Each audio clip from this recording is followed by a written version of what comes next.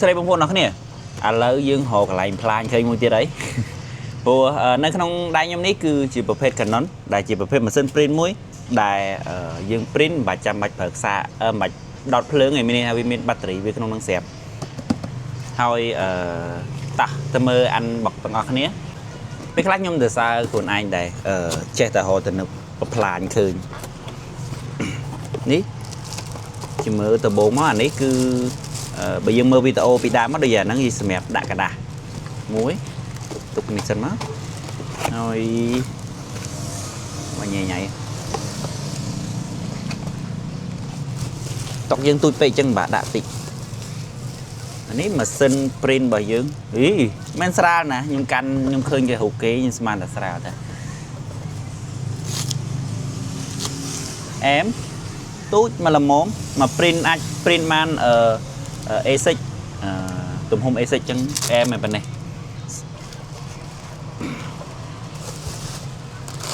នៅក្នុងនេះដូចជាអត់មានអីទេមានតែខ្សែសាក់ថ្មអីទេ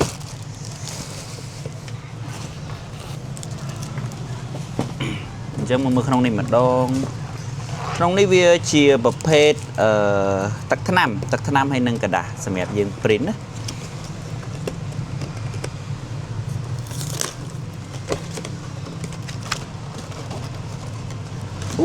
ទឹកថ្នាំមិនតិចណាទឹកថ្នាំបានច្រើន1 2 3ទឹកថ្នាំនេះប្រហែលជា print បានតិចតែមិនគេឲ្យច្រើនមែនហើយដូចជា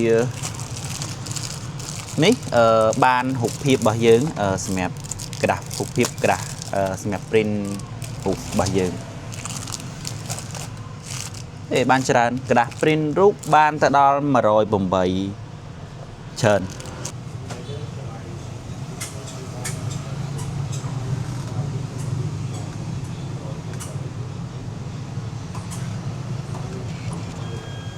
អូវាឲ្យដាក់នេះវិញ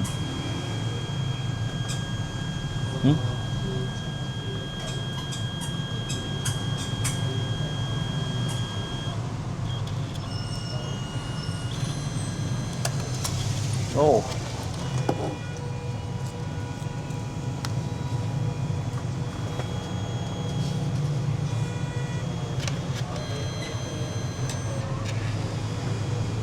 ចឹង print វាតើតើនឹងការ print គឺវាមាន print ពណ៌លឿងពណ៌ផ្កាឈូក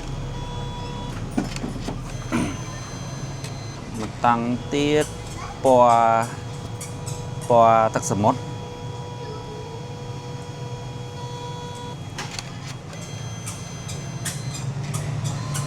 នឹងមកតាំងទៀតពណ៌ស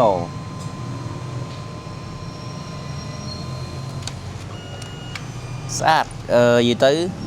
តាក់ទងរូបភាពនេះអាចយកបានបងប្អូនអរគ្នាគឺស្អាតសឹងតែអាចថា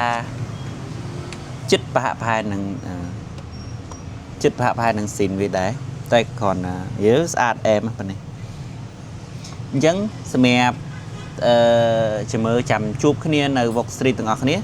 តាក់ទងនឹងខ្ញុំទិញនេះគឺកម្រងថតបងប្អូនយើងហើយបន្តមកទៀតខ្ញុំ print និងចែកជូនគាត់អរគុណច្រើនជួបគ្នានៅ Vok Street បាយបាយ